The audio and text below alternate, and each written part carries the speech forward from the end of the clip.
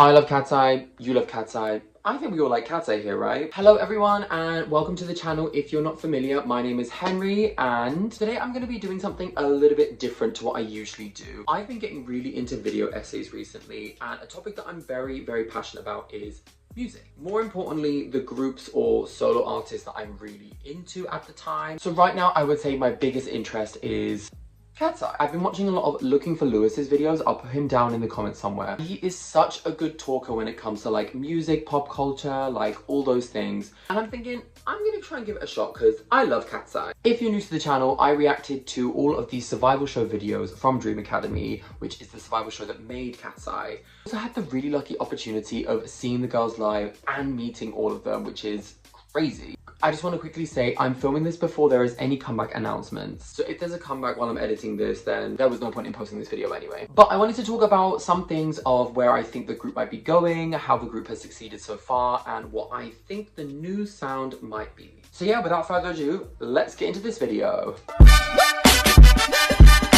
So, first question, who is Katseye? Now that is a great question and I am someone who will happily answer that for you. Katseye is a global girl group consisting of 6 members formed through the Hive X Geffen survival show Dream Academy. Sophia, Manon, Lara, Megan, Daniela and Yunjae.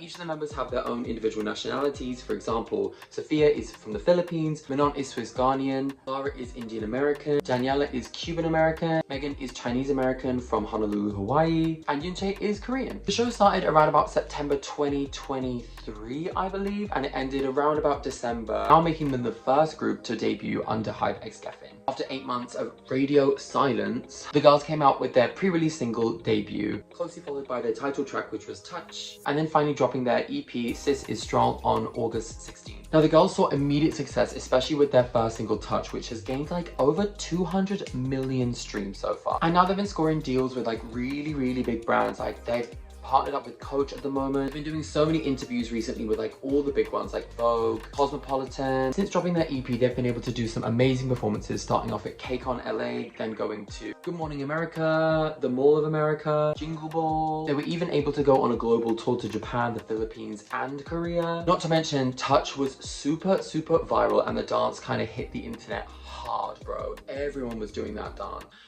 including me. However, it's been a few months now and we've had not much going on apart from... Anyway, so now what? What is the next step for Katseye? Well, everyone is saying there's a comeback in the air and I think everyone is correct. So first thing I want to know is what kind of sound they've established. I was super unsure what kind of sound they were going to go for when they debuted. But to be honest, I think they've kind of hit the nail right on the head with this one. Debut was a really strong track to release first in their EP. Some people say it was like corny lyrics, but like I honestly didn't really see that. I love Debut. It was my #1 song of last year. I think I knew it wasn't gonna hit that hard with like the American market because it did give off very K-pop vibes. But I still think it did pretty good in terms of like general success, you know? Then Touch with their little like espresso, it really hit the market. I think what they did really well was they kind of like saw what was going on with like the whole kind of like Pink Pantherist sound, and when Islet released Magnetic, like that kind of like dreamy sound did so well. I think following on from something like that was such a good idea. And literally since then, that's been their moneymaker. They've been performing that all the time and everywhere, and people have been eating it up, me included. Also their EP, it had some really great sounds in it. Personally, my favorite song from the EP was I'm Pretty. It had that like old kind of soft garage sound. I Might was like a really good like kind of white girl fist pumping song like. And then My Way was one of those fantastic songs that's like meant to be that slow, sad ballad of the kind of album that most K-pop albums have. But it was written really well and I absolutely loved it. Honestly, the whole album is a no skip. So that leads me on to what could their next sound be? To be honest, I really hope Geffen has a little bit more control of what the girls put out, because I think conquering America first is a good idea. They already have a huge fan base in the Philippines. Korea is eating them up. So as to what I think they might be doing next, I think they're gonna stick with this like young, trendy sound that's like a little bit fresh, a little bit like cool, but like not too like over the top, you know? Because we have a lot of like groups that do very like in your face concepts like as soon as they come out.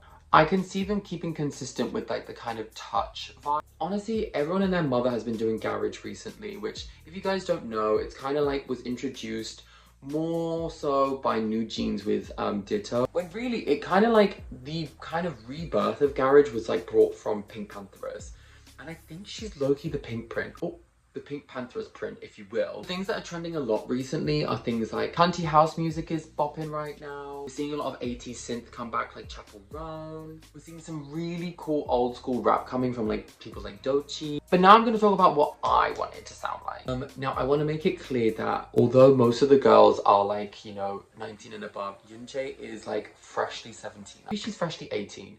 I don't know, but she's very, very young still. And if I'm speaking really honestly, a lot of the old girl groups or like even solo pop artists, when they come out, they kind of have to go down a more like sexy, promiscuous route in order to like get those like big numbers and like big streams, which is a shame in itself. But then again, you know, I do enjoy those songs. However, I don't think Katseye can be doing anything like that right now. Maybe there's a chance for that later down the line, but I think right now we need to definitely take care that we have some very young members on this team. What I personally want to see, now I know a lot of the girls have talked about what their inspiration is. There's obviously a lot of girl group names being floated around recently. One of my favorite ones that I think is like such a good blueprint is the Pussycat Dolls. And I know my girls love the Pussycat Dolls, but I really think whatever the Pussycat Dolls had going on in those studios, I really think they should be like taking influence from like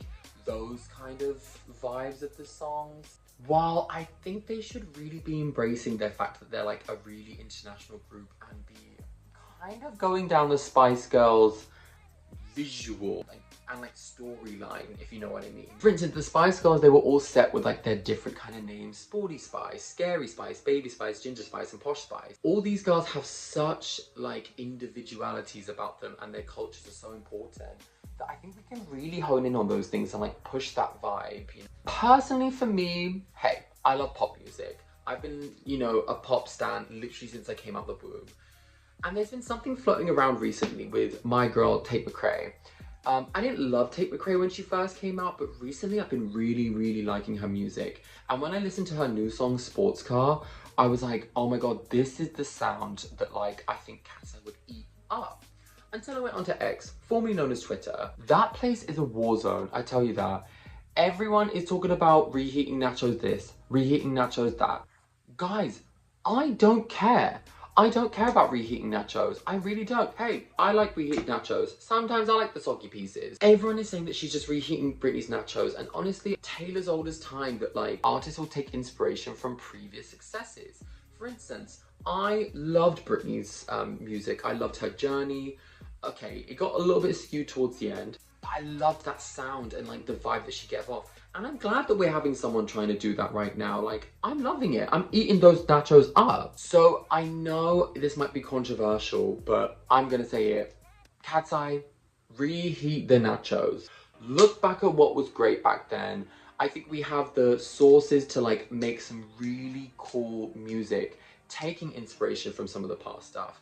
If I'm honest, yeah, I love the old Nelly Furtado sound. I love the Britney sound. Bring back Christina. I think Katseye would benefit really well with like stealing a sample from like an old song or something, you know? I think I was on TikTok Live recently and I was going through like old classic pop songs and I was like, oh my God, Katseye would sound so good with a sample. Like, give me the nachos, I'll eat them. It's like everyone was saying that Lady Gaga reheated her own nachos but in an air fryer with extra cheese. That's what Katseye needs to do. Personally, I'm trying to look at more girl groups than like the ones in the noughties and the 90s, like, you know, Spice Girls, Pussycat Dolls, Destiny's Child. My favorite girl group was Little Mix. I feel like I'm gonna get shot for saying that, but they had some bops, bro. They were doing so well. And another example is Fifth Harmony. Now, I wasn't a huge fan of Fifth Harmony, but they saw so much success. I was trying to crack the code on what is giving these girls such big successes.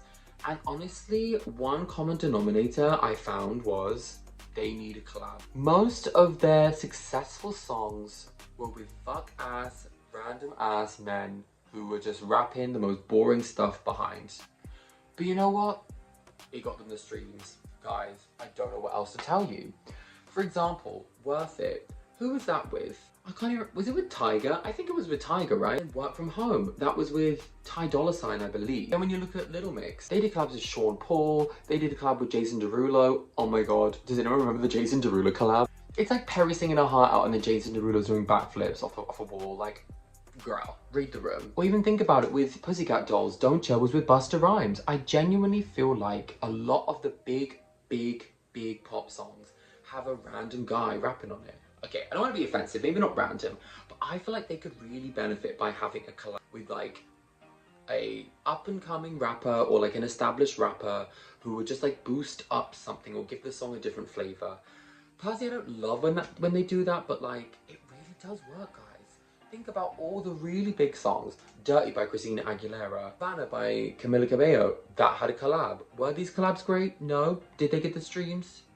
Yeah. One more point that I had that I think would work really well with their new album or EP, whatever they end up doing, is I really think they should hone in on their cultures for their music. Now look, we see time after time, pop music steals some cultural influences, if you want to even call it that. And I think some of them are, you know, not exactly well done. It's giving appropriation rather than appreciation, not to name any names. But we have an international global girl group. Let's be using these things. These things are amazing. Like, can you imagine Lara bringing like Indian influence into the music? Like, I know she would love to do something like that. Honestly, my biggest priority though is like getting Danny to bring some of that Latin influence into the music, because that would eat down. Get Rosalia on the track. Oh my god, okay. Let me talk about who I would love them to collab with. And I'm not just gonna say anyone. I'm not gonna say like Ariana Grande, even though I would love for that. I'm gonna try and be a little bit realistic about it. I would personally love to see them collab with people that would like not just benefit them, but also really complement them. So for example, Dani is Cuban American and has a lot of Latin influence in like her dancing and stuff. And so I think someone like Rosalia would be so good on the track. Even Bad Bunny, actually, that would eat down actually. I'm also thinking of people that have been like up and coming for a while, like Doechii would be so sick on a song with them. Like, could you imagine? One of my favorites is Doja Cat, but like I feel like that's gonna be a bit of a hard reach. Honestly, for Danny's sake, Playboy Carti, why not?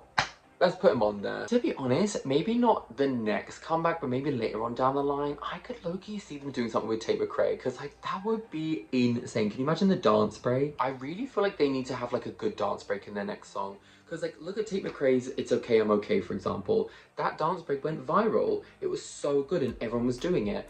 Now, people were doing the touch dance, which is great, but can you imagine a fun dance break? That would be amazing. Honestly, I could talk about Katseye for a million years, and I think this video would end up being an hour, so I'm going to cut it short right here.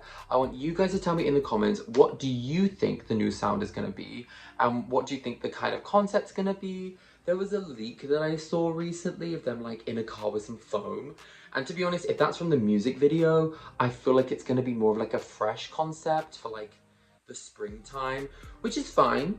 I'm okay with that. But I would love for them to do something a little cunty. You know what I mean. I also just want to shout out Katseye and say how much I love them, and they've been doing so amazingly well recently. I cannot even like, standing a group from like before their debut and seeing their success is like top 10 best feelings in the world, bro. Katseye, if you're watching this and I'm totally right about all of this, run me that check. Anyway, I'm excited for this comeback. When they do any comeback announcements, trust me, come to the channel. I'll be reacting to it. I'm gonna try not to watch any of the teasers that come out until I can film myself reacting to it, so that you guys can watch it with me too. Go stream Sis Soft is Strong. Go watch Popstar Academy if you want to know more about how Katseye was formed. Go watch my reaction videos if you want to see me react to some of the performances from Dream Academy. Go watch our reactions to the music videos from Katseye. And I will see you when Katseye has a comeback. Woo! Bye!